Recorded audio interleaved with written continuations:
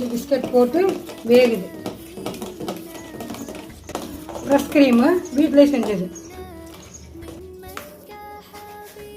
கலக்கி வச்சுருக்கோம், ஊற்றிக்கலாம். ஒரு அரை ஸ்பூன் இருந்தால் போதும். இந்த ஐஸ் கப் போட்டுக்கலாம். கரைஞ்சிக்கு இது சூடாக இருக்கிறனால இது கரைஞ்சிடும். இதை போட்டுக்கலாம்.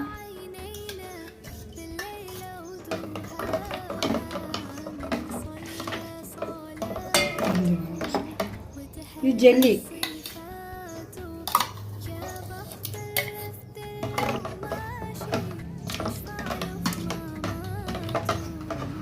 அப்படியே ஃப்ரிட்ஜில் வச்சு எடுத்துகிட்டு வந்துட்டோம்.